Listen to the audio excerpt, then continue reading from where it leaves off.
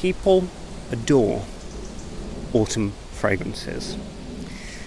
Whether you're just starting out, whether you're a beginner, whether you've been in it for a couple of years, or you're at an expert level where you've just got so many fragrances you don't know what to do with yourself. People have a real love for this time of year with fragrance, more than any other part of the year. Summer's great and fabulous, spring wonderful, winter, but autumn, that's when people start to get very excited. That's when people really start to talk about fragrance. Taking all of that into consideration, I think I've got one hell of a list for you here, my friends. I never put designer and niche fragrances again like separate. I always put them against each other because I think that a designer fragrance should deserve to go up against a more expensive niche fragrance. And you're in for a treat because we've got 4 designer fragrances pretty reasonably priced. And of course we do have some niche fragrances that are very pricey, quite expensive, but worth the money. I hope that you enjoy this list as much as I enjoyed compiling it. So, let's take a look. First, with 2 honourable mentions. So, onto my 2 honourable mentions. From the House of Trussardi, I've got Uomo's The Red. And from the House of Duetto, I have good old Golden Boy, which everyone knows quite well. I've talked about Golden Boy before. Big fan of the House of Duetto. But let's talk about Trussardi's The Red first. So Trussardi The Red, why I like it and why I've had it as an honourable mention is because I have been wearing it, and the main reason being is because it actually reminds me of a cherry bakewell.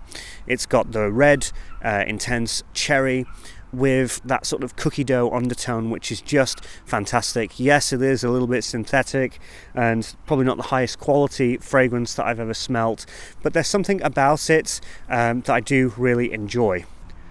And then you have Golden Boy, which I've talked about many times on this channel. It's basically a Tuscan leather clone, but with a lot more fun, fruity tones to it. It's fun, it's exciting, and it lasts a tremendous amount of time.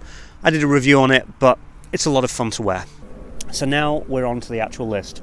At number 10 is a familiar face on this channel. It's Salvatore Ferragamo's Uomo. Some people say to me, that's a bit high school, it's a bit juvenile, I really don't care. It wowed me from the first moment that I sprayed it. It was love at first sniff. It's chocolatey, powdery, kind of like people say it's got a tiramisu. I don't completely agree with that. I think it's definitely got a creamy sort of cocoa powder with a little bit of wood, but it smells a little bit retro, smells very nice, and it's just great to wear. And great to wear in many a casual situation. If I just want to get up and go and smell good and smell comforting and smell warm with a little bit of chocolate, this has always got my back. Number 9 is from the infamous house of Parfums Damali. This one is Herod. I'm really enjoying this one at the moment. It's a little bit wild. I think that Parfums Damali fragrances in general are a little bit wild. I'm not going to go too deep into this because I've literally got a review planned for this tomorrow. But all I'm going to say is this. Herod is a lot of fun to wear, and it's incredible what Parfums Damali have done in such a short space of time. My full review is tomorrow. Number 8 is from the House of Parfums Prisoner. It is, of course, from the perfumier Prin, who I absolutely love at the moment. This is Nez Naz Quarine. This is Rick's laughing there because we had a bit of I found it amusing, the title amusing, when I did the niche video with Alicia, but this fragrance is no joke.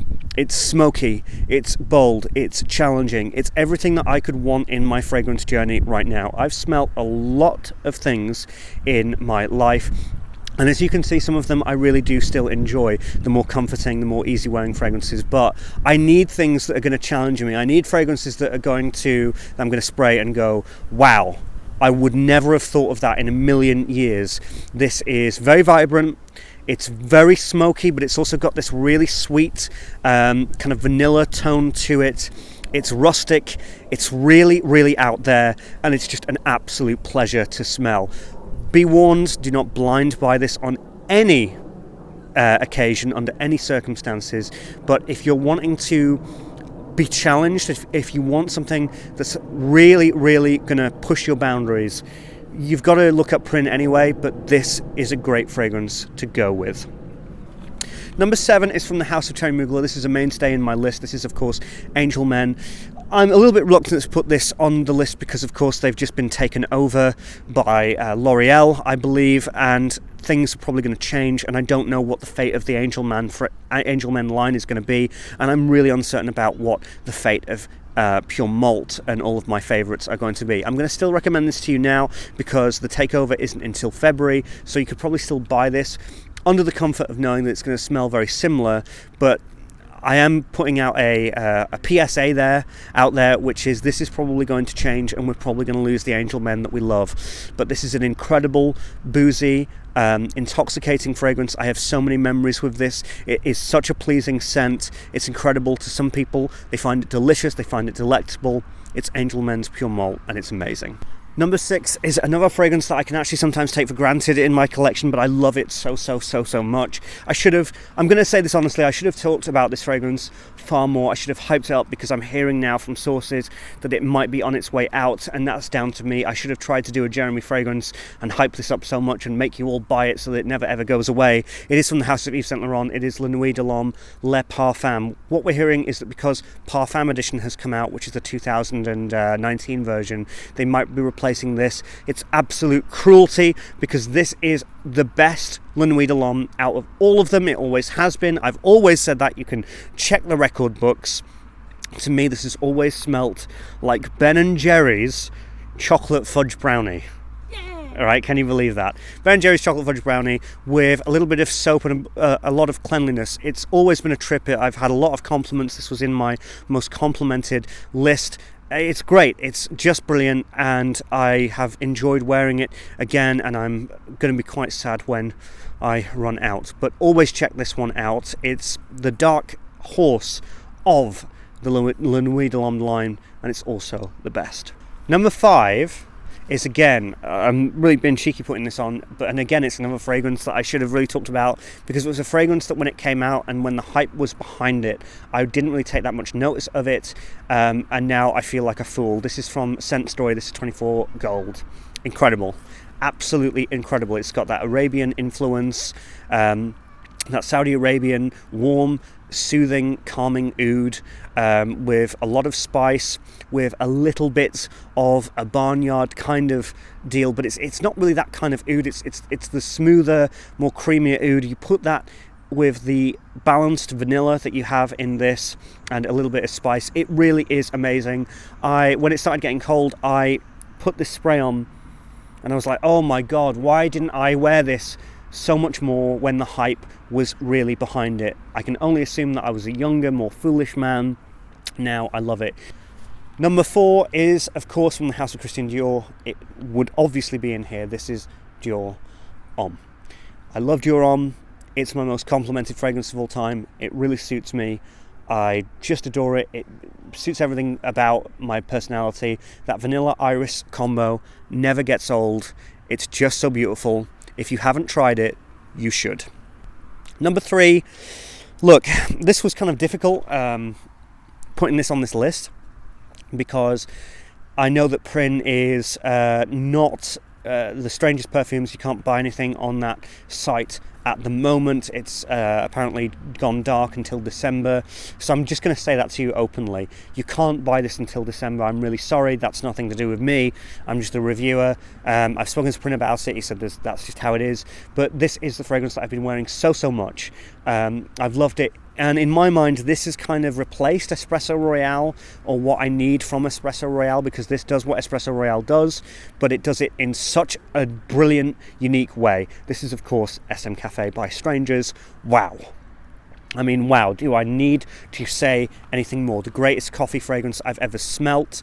It's, you know, there are a lot of coffee fragrances where it's just pure coffee coming at you, but this really works in a lot of different vibrant elements. So you don't just have coffee, you also have beeswax, you also have myrrh, you also have rum, you also have tonka, and you also have a little bit of cherry in the bottom. And so you put all of those together and you've got a beautiful, beautiful composition. This isn't just coffee being flung at you as if, you know, you've got the coffee, the cafetiere, and just throwing it into your face. There's a lot of balance. There's a lot of nuances that are coming together. It's an absolute masterpiece by Prin. Wow. Number 2 is, of course, from the House of Slumber House. It is Kissed. To me, this basically is autumn in a bottle with no exception. It's incredible. It is the fragrance that really turned me on to niche fragrances. It's amazing, it's stunning. I've said so much about this all the time. If you haven't checked out Slumber House, what are you doing? Come on. And if you want to take this fragrance hobby seriously, you've got to check out Kissed, because it really, really walks the line between something that is so artistic and so undeniably creative and beautiful and unique, but also very, very pleasing, very enjoyable, and people around you will love it. And finally, number 1. Some of you will have probably guessed what this is. If not, I will give you this moment to guess what it is. But it's inevitable, really. I knew basically from the beginning of this season there was one fragrance that I was looking at all the way, especially near the end of summer. I was looking at it going, come on, I cannot wait until it gets cold because I need to wear you. I want to put this on and I want to rock it. It is, of course, from the House of Renier Parfums. It is Kisses Rain. Why is this my number 1? Well, you can watch my review, but when I smelt this, I just really connected with it. I'm quite a sensitive soul. I'm quite an old soul, and I've never been somebody who kind of fits in to conventional ways of thinking. I think that anybody would be able to tell you that. I love romanticism. I love beautiful aesthetic things. I love beauty. I love poetry. And I felt like a complete sort of nerd when I was younger, and I was really, really into all that kind of stuff. And Fève Delicieuses kind of resonated with me on that level, but Kisses Rain was the full package. Kisses Rain was like, oh, finally I found a fragrance that totally explains in scent who I am, or at least that side of me. And so it just deeply, deeply kind of affected me as much as a fragrance could possibly do. It's resonated with me, and when I wear this, I truly just feel as though people will know and understand who I am before I even walk into the room. So Renier actually sent me this very recently. This is a new bottle of Kisses Rain, and when I smelt it, I noticed a difference, and I said, what's going on? This actually smells different from the Kisses Rain that I got originally. It smells smoother, it actually smells silkier, it smells more balanced and has less of the gristle and less of the gruffness than the original Kisses Rain had. And he said that they've managed to up the oil content now, and they've changed the maturation process. And I said, wow, this is great. So not only is this Kisses Rain, it's the best version of Kisses Rain that it's ever been. So that's fantastic. Renier has been an incredible supporter of my channel. I've been an incredible supporter of him. We have a lot of mutual respect for each other as creators and people who try to push the boundaries of what we do. So he said to me that he wanted to do a discount exclusive to my channel if you buy Kisses Rain. So if you go to the link down below and you put in the discount code TFA15, Renier is going to be giving you 15% off.